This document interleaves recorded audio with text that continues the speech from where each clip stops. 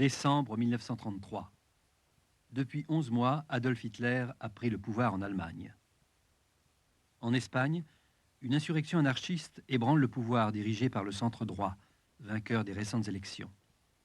À Paris, le gouvernement mené par Camille Chautemps ne juge peut-être pas à sa juste mesure l'arrestation du directeur du Crédit municipal de Bayonne. Pourtant, c'est là le premier maillon d'un scandale qui va rapidement empuantir la vie politique française, l'affaire Stavisky. Mais pour l'heure, on s'apprête surtout à fêter Noël. On veut oublier qu'il y a quelques jours, une marche de la faim a mené de Lille à Paris les chômeurs du Nord et du Pas-de-Calais. On préfère à ces images celles qui annoncent la création de la loterie nationale et attestent le bonheur incrédule de son premier bénéficiaire, un humble coiffeur de Tarascon nommé Bonnour. L'hiver s'annonce rude. C'est dans cet environnement qu'un certain Jean Vigo poursuit les prises de vue de son premier long métrage, L'Atalante, commencé depuis le 10 novembre. Regardez, voici Jean Vigo au milieu de ses assistants, Albert Hiera à gauche et Pierre Merle, le préposé au chat. Atalante 279, pas première. C'est la voix de Jean Vigo que nous entendons, dirigeant Gilles Margaritis. Je suis venu vous faire Mais mes non, excuses. coupe. Non, continue. Il faut rejoindre le silence. Je suis venu vous faire mes excuses. Et vous dire au revoir en musique.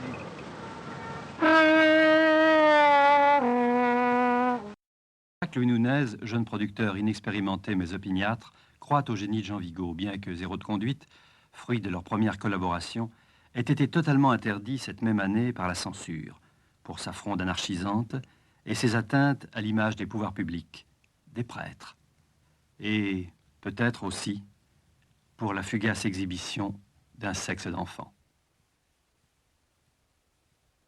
Malgré cela, Jacques Louis Nunez est obstiné. En s'appuyant sur les mêmes partenaires de la Gaumont Francophile Maubert, il a rassemblé les capitaux nécessaires au jeune cinéaste pour s'attaquer à un scénario que Louis Nunez a pris soin de choisir pour, croit-il, son populisme tiède et sans danger apparent. L'histoire des amours contrariées mais finalement heureuses d'un jeune couple de mariniers dont la femme cède un instant aux tentations de la grande ville.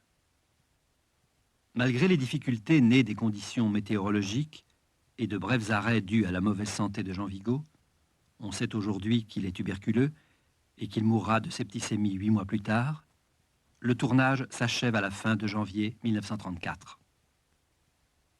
L'histoire de la malédiction de l'Atalante commence.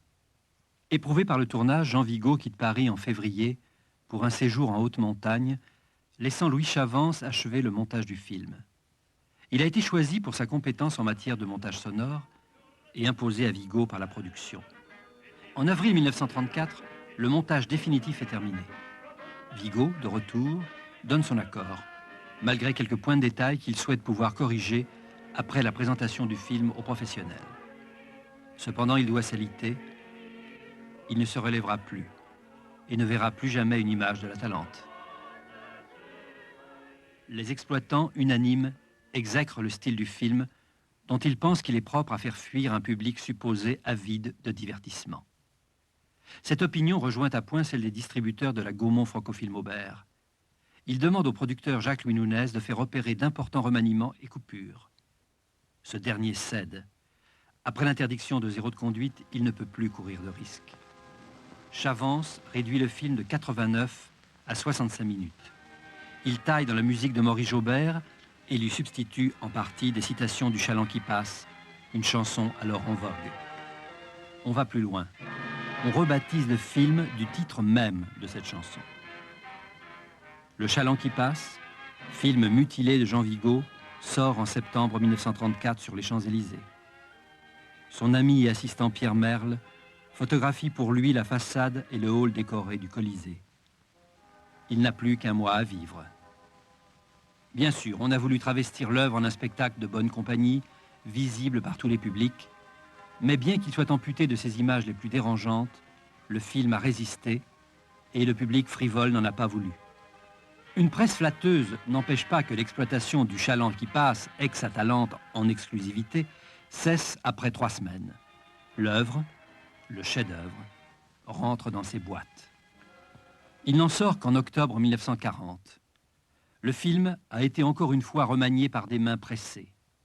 On l'a débarrassé de l'adjonction du chaland qui passe, dans sa bande-son et à son générique. Il est projeté au studio des Ursulines, mais sans plus de succès qu'à sa première sortie. Il faut attendre la Libération pour que Jean Vigo et son œuvre, quelques 3 heures de projection au total, deviennent le cheval de bataille de la Fédération française des ciné-clubs.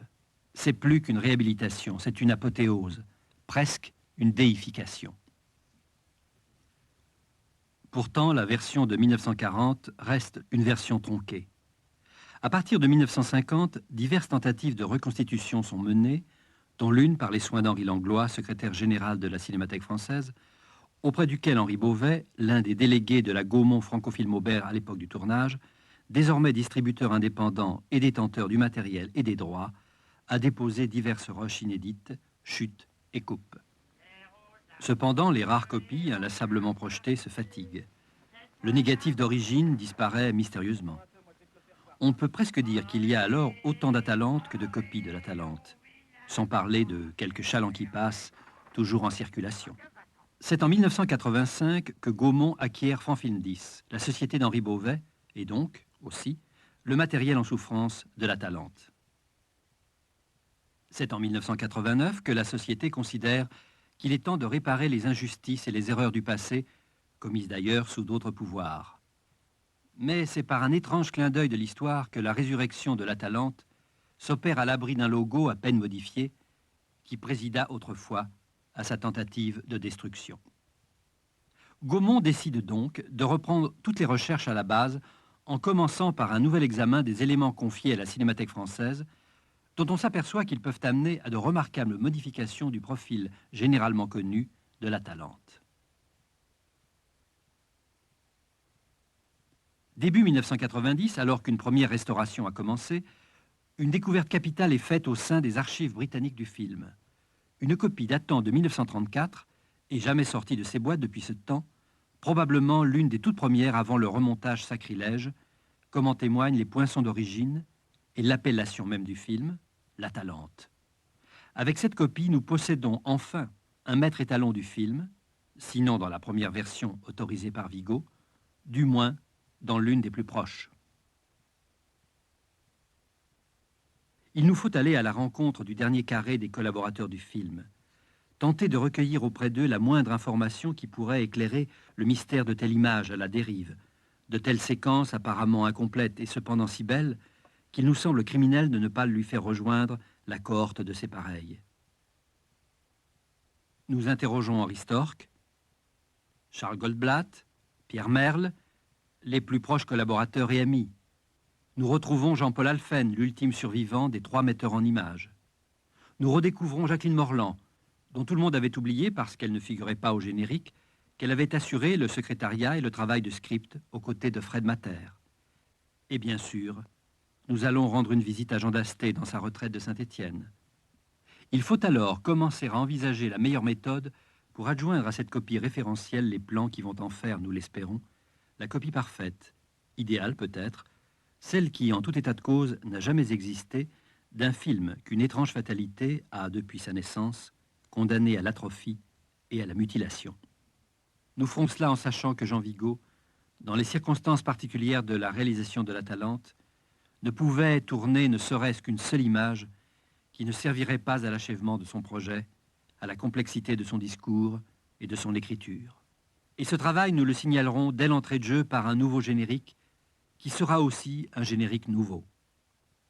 Enfin, qu'il nous soit permis de remercier les personnes et les organismes qui auront bien voulu, par leur collaboration compréhensive, leur amitié et la foi qu'ils portent, tout comme nous, à l'œuvre de Jean Vigo, permettre cette véritable renaissance. La renaissance d'un film dont il est sans doute inutile de dire, mais nous le disons, qu'il est un des sommets du cinéma.